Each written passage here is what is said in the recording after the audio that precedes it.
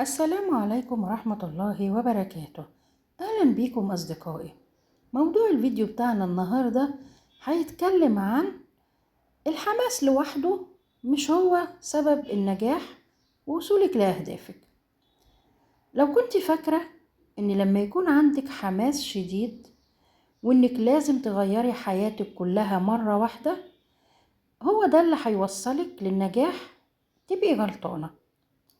الحماس شيء جميل لكنه مؤقت، هيجيلك يوم يومين أسبوع وبعد كده يبدأ يقل وربما يختفي. ولما يقل الحماس ده في اللحظة دي هيبان الفرق بين الشخص اللي بيحقق أهدافه والشخص اللي بيفضل واقف مكانه يحلم بأهدافه دي. اعرف ان مفيش حد ناجح كان عنده حماس كل يوم. كل الناجحين كان عندهم عادة واحدة، إن هم يكملوا حتى لو الحماس اللي عندهم قل أو اختفى. اسألي نفسك كده، كم مرة بدأتي نظام غذائي؟ كم مرة قلتي أنا هكتب أهدافي؟ اسألي نفسك كم مرة قررتي تبدأي رياضة أو تقري أو تحفظي قرآن؟ أكيد كتير، وكل مرة كنت متحمسة جدا، لكن بعد أيام رجعتي لنفس المكان والحماس اختفى. المشكلة هنا عمرها ما كانت فيكي انت، المشكلة ان انت اعتمدتي على الحماس، والحماس زي اي شعور بيجي وبيروح في اي وقت، لكن العادة هي اللي بتفضل وبتستمر. يعني انت لو قررتي انك تقري كل يوم صفحتين من كتاب وجعلتيه عادة يومية، بعد سنة هتلاقي نفسك قريتي كتب كتير.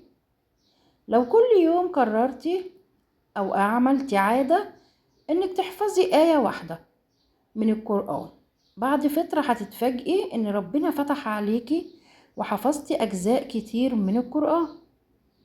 لو كل يوم كتبتي فكرة واحدة أو هدف واحد عايزة تحققيه، عقلك هيبقى أوضح وهيبقى هادي. التغيير الحقيقي مش هيحصل فجأة، ده بيحصل من تراكم العادات الصغيرة اللي انت بتعمليها. ما تستهونيش أو تستقلي الخطوات البسيطة. الحقيقة إن الخطوات الصغيرة دي اللي انت بتنجزيها هي اللي بتصنع الإنجازات الكبيرة. يعني مش لازم النهاردة تنجزي 20 مهمة أو 30 مهمة، اعملي مهمة واحدة أو مهمتين بإتقان بس تستمري على العادة دي. ومش لازم تقري 50 صفحة، اقري صفحتين 3. مش لازم تتمرني كل يوم ساعتين، ابدأي ب10 دقايق. المهم انك تفضلي موجودة. في ناس بتستنى المزاج المناسب او اليوم المثالي او الظروف المناسبة، بس اعرفي وتأكدي مفيش وقت مثالي. المثالي والصح انك تبدأي بالشيء اللي موجود في ايدك ومن المكان اللي انت فيه، وتبدأي بالامكانيات اللي عندك.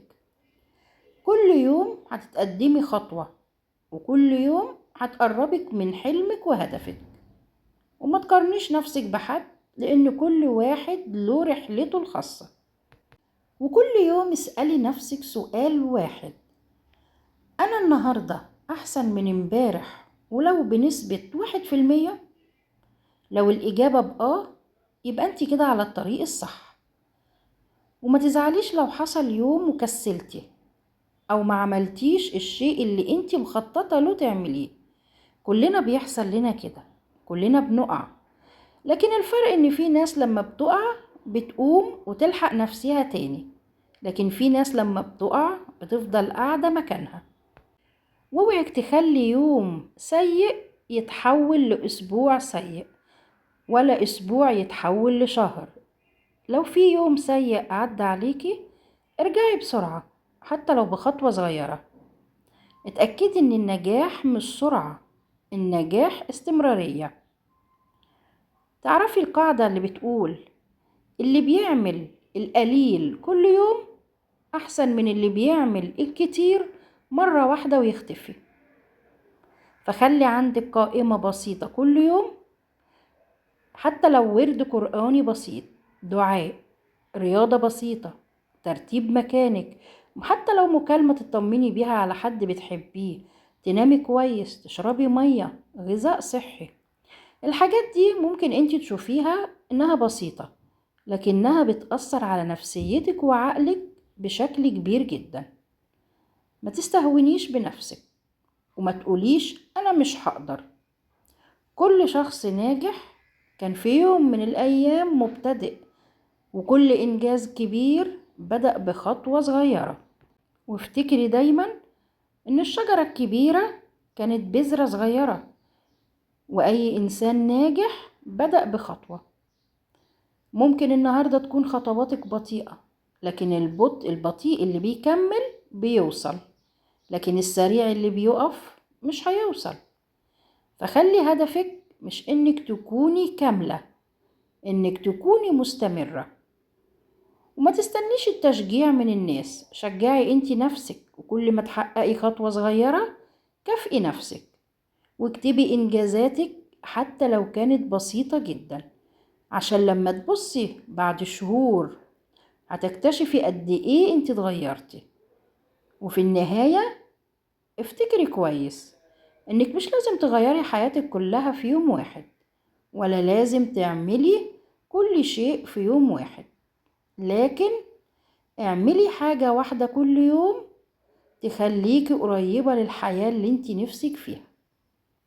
وما تخليش الحماس هو اللي يقودك، خلي الانضباط هو اللي يحركك في رحلتك لتحقيق أهدافك.